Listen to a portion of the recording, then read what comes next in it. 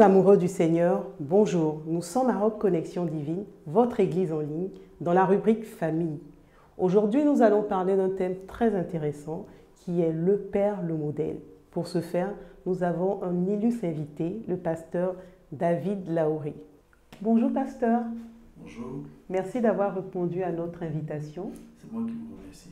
D'accord. Alors, pasteur David Laoré est le pasteur de l'église évangélique de Réveil international de la communauté de Cocody.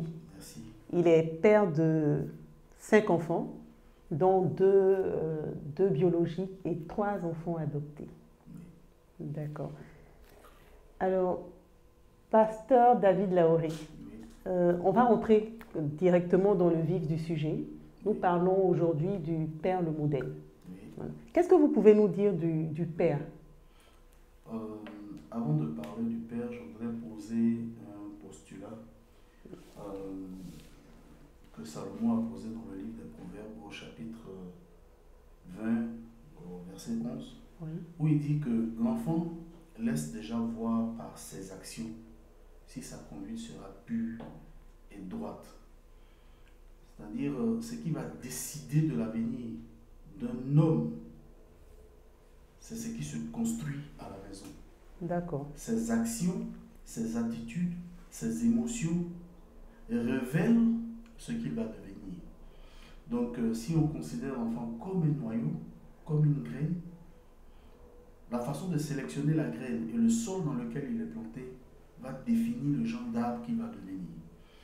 Donc ce postulat étant posé, si nous voulons parler de Père, c'est celui-là qui va semer cette graine, l'entretenir, Oui. jusqu'à ce que cette graine devienne un arbre. D'accord. Quelqu'un a dit, soyez le genre de père que vous voulez que vos enfants deviennent demain. D'accord. Donc, qu'est-ce qu'un père? Un père va au-delà du simple fait d'être géniteur. Beaucoup croient qu'une fois qu'on est géniteur, on est forcément père. Oui. On peut devenir géniteur par accident. Oui, Il y a tout des à fait. gamins de 14 ans, 13 ans qui deviennent géniteurs. Oui. Ça ne fait pas d'eux un père. Être géniteur ne nous qualifie pas immédiatement à la fonction de père. D'accord. Voilà, c'est beaucoup plus que cela. Et ce que nous voulons dire à nos auditeurs, spectateurs et téléspectateurs, c'est dire que la fonction de père Le Père. est en soi un métier, D'accord. une responsabilité qu'un homme décide d'assumer. D'accord. Ça voudrait dire que le Père, pour être un père, c'est une décision. C'est avant tout une décision. Une décision, D'accord. mais c'est surtout un investissement. Une décision et un Un investissement. investissement qui est un investissement d'une vie. C'est pour ça que je parle de métier. C'est un investissement d'une vie en énergie, en temps, en émotion, en ressources. Un homme décide de se mettre à disposition d'une famille, D'accord. d'une femme et des enfants pour conduire cette famille dans la mission éternelle que Dieu lui assigne. Dieu a une mission pour chaque famille, pour chaque personne sur la terre.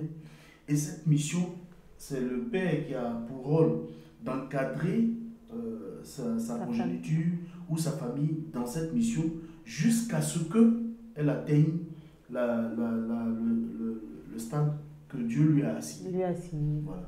Donc, c'est comment transférer les valeurs du royaume ou faire de sa famille un pan du royaume de Dieu. De Dieu.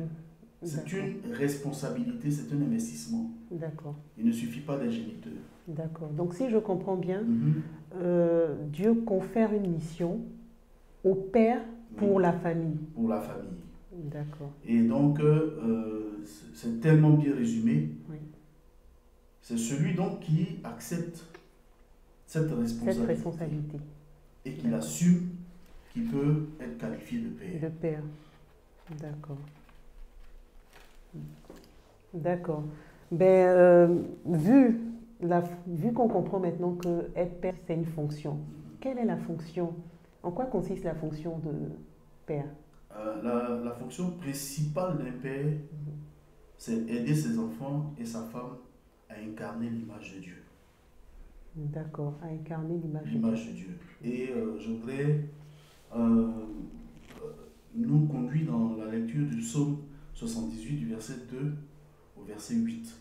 Je souhaite que nos auditeurs, nos spectateurs, nos téléspectateurs Oui, comprennent, oui, lisent ce texte et le méditent. d'accord. Parce que à l'intérieur, Dieu définit tout ce qu'un père doit être pour ses enfants.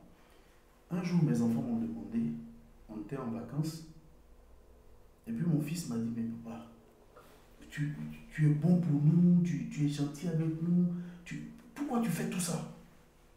Je lui ai dit, en fait, j'investis pour mes petits-enfants. D'accord. J'ai dit, il me demandait, mais comment ils peuvent me rendre ça et tout ça? Je lui ai dit, non, faites la même chose pour vos enfants, Oui, je serai ainsi récompensé. Afin que eux aussi fassent la même chose pour leurs enfants, je serai récompensé. récompensé. Et le texte dont je viens de parler dit, je veux le lire, Oui, pour que c'est un cantique d'Asaph. Il dit, mon peuple, psaume 78, donc à partir du premier vers, mon peuple, écoute mes instructions, prête l'oreille aux paroles de ma bouche. J'ouvre la bouche par des sentences, je publie la sagesse des temps anciens, ce que nous avons entendu, ce que nous savons, ce que nos pères nous ont raconté. Nous ne le cacherons point à leurs enfants. Nous dirons à la génération future les louanges de l'Éternel et sa puissance et les prodiges qu'il a opérés. Il a établi un témoignage en Jacob. Il a mis une loi en Israël. Il a ordonné à nos pères de l'enseigner à leurs enfants pour qu'elle soit connue de la génération future, des enfants qui naîtraient.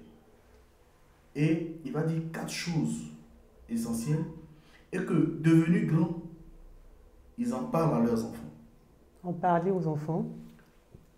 2, afin que ces enfants mettent leur confiance en Dieu. D'accord, la confiance en Dieu. 3, que ces enfants n'oublient pas les œuvres de Dieu. Et 4, qu'ils observent ses commandements. D'accord. Un père doit être capable de conduire ses enfants, premièrement, à se disposer à raconter la gloire de Dieu à leurs enfants. Premièrement, je dis souvent au père, faites tout pour témoigner de ce que Dieu a fait dans votre vie quotidienne. Parce qu'il arrive un moment où vous êtes comme un héros pour vos enfants. Aux enfants. Vos enfants ont envie de savoir, mais d'où papa tire tout ça? Dieu a fait ceci pour moi. Israël avait le devoir de raconter les prodiges de l'Éternel à leurs enfants.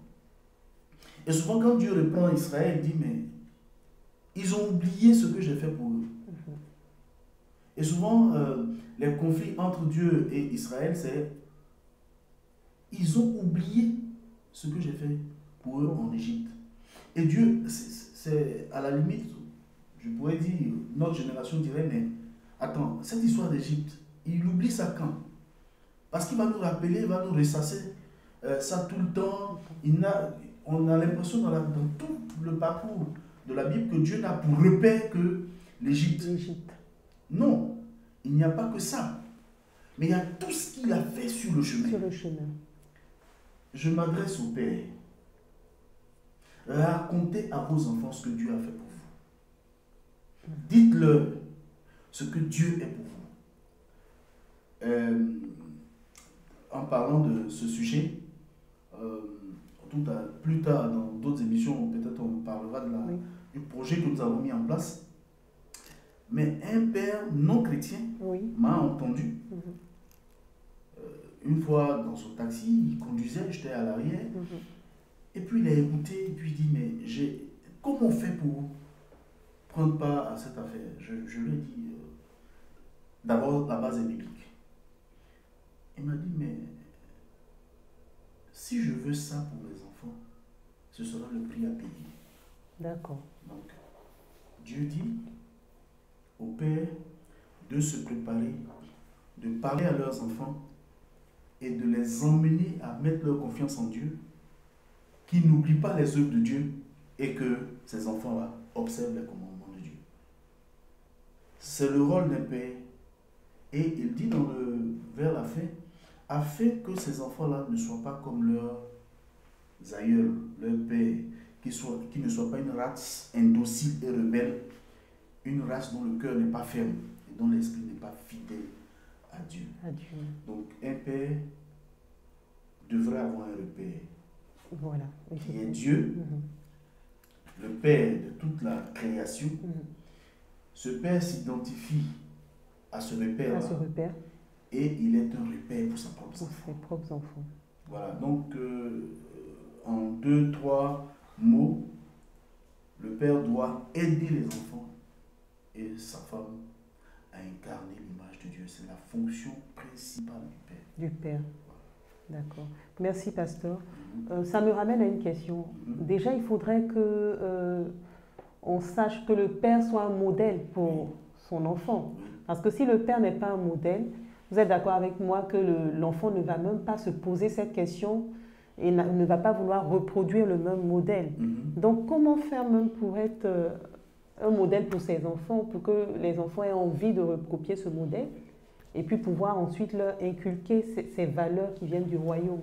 Alors, nous nous sommes livrés à je ne dirais pas un jeu, mais nous sommes livrés à un petit sondage. Oui. Et ce sondage n'était pas hors de l'Église. D'accord. Nous l'avons fait à l'intérieur de l'Église. Nous avons pris un échantillon de pères et nous nous sommes rendus compte que sur 10 pères, il y a 9 qui n'ont pas du tout envie de ressembler à leur père. Et pour ceux qui nous écoutent, je suis sûr que si on leur pose la question, est-ce que vous avez envie de ressembler à votre père de façon intrinsèque, vous aurez votre propre réponse. Mais ce que nous avons vu, c'est qu'il y en a 9 qui n'ont pas envie de ressembler à leur père. Et le dernier, enfin sur 10, oui. le seul qui a envie de ressembler à son père n'a pas envie de tout prendre chez son père. Donc il va serrer certaines choses et puis les autres il va laisser. Donc on a 9,5 qui ne veulent pas ressembler à leur père. Mais pourquoi? Il y a un malaise. Pourquoi? Parce que en regardant leur père, ce n'est pas l'image qu'ils veulent dupliquer. Malheureusement, je vais vous le dire, si vous n'avez pas une deuxième image en dehors de celle que vous avez eue, vous serez forcé de dupliquer ce que vous avez vu. Vous êtes en train de dupliquer le modèle, le mauvais modèle que vous refusez, comme Paul dit, le péché que je ne veux pas, c'est celui-là que je commets, le bien que je veux, je ne peux pas le faire. Donc, les pères refusent, les pères d'aujourd'hui refusent de dupliquer le modèle des pères d'hier. Parce que ce modèle-là n'était pas bon. Il n'était pas bon. Et ils veulent autre chose. Mais je voudrais rassurer ceux qui nous écoutent. Le modèle du Père parfait existe. Le modèle du Père parfait existe. Et quand Jésus est venu, ses disciples lui ont demandé, Jean a appris à ses disciples à prier. Enseigne-nous à prier, comme Jean l'a fait. Et Jésus leur dit, lorsque vous priez, ne dites pas notre Dieu qui est au ciel, dites notre Père qui est aux cieux. Il est venu nous réconcilier avec le Père. Dieu est famille. Dieu est famille. Quand vous lirez le premier verset de la Bible, dans la langue originelle, il y a une incongruité à l'intérieur, c'est les dieux créa le ciel et la terre. C'est écrit les dieux. C'est-à-dire que c'est un ensemble qui a fait. Bon, on dirait le gouvernement a décidé. Ils sont en groupe, mais ils prennent une décision, ils parlent d'une voix commune. Mais plus tard, on voit que dans Genèse chapitre 1er, verset 26, Dieu dit, cette fois-ci, il utilise la première personne du pluriel, faisons l'homme à notre image. Dieu est famille, il est triunitaire. C'est Dieu le Père, Dieu le Fils, Dieu le Saint-Esprit, il est famille. Et si on s'en refait à ce modèle de lien, de perfection, d'émotion, de validation et tout ça qui se trouve dans cette personne de Dieu, on a un modèle qu'on peut dupliquer. Et je voudrais rassurer ceux qui nous regardent. Il y a des pères qui ont commencé à dupliquer ce modèle. Et je veux vous rassurer, ça marche. Merci, pasteur. Ça marche. Merci pour... C'est très enrichissant. Il y a tellement de choses à dire sur le Père. Mais déjà, comme vous avez si bien dit, on peut mal commencer et bien terminer. Il suffit de le savoir. Et aujourd'hui, je pense qu'en introduction, on a donné la fonction du Père. Donc, cher papa, vous avez un modèle parfait qui est le Père. Donc, il faut vous référer au Père. Ce n'est pas encore tard. Donc, je vous invite à suivre les prochaines émissions où on en parlera encore. On parlera du Père, le modèle. Il y a tellement de choses à dire. Donc, rendez-vous la prochaine fois. Pasteur David, oui. Est-ce que vous pouvez prier pour recommander tous ces pères qui viennent aujourd'hui d'apprendre, de voir que ce n'est pas encore tard? Ils peuvent encore reconstituer leur famille, sauver leur famille. Est-ce que je vais vous demander de les recommander au Seigneur? Alléluia. Seigneur, merci pour tous ces hommes qui nous écoutent, à qui tu as donné un grand crédit de confiance. À chaque homme, tu as envie qu'il porte ton image, qu'il incarne ton image et qu'il reproduise ton image. Je prie pour ceux qui, peut-être à l'entente de cette émission, se sont vus comme hors jeu. Seigneur, tu es le Dieu du salut. Tu es le Dieu de la délivrance. Tu es le Dieu de la seconde chance. C'est toi qui as donné une seconde chance à Zachée. C'est toi qui as donné une seconde chance à Saul de Tarse. C'est toi qui as donné une seconde chance à tous ceux qui ont décidé de marcher avec toi. Même à Israël.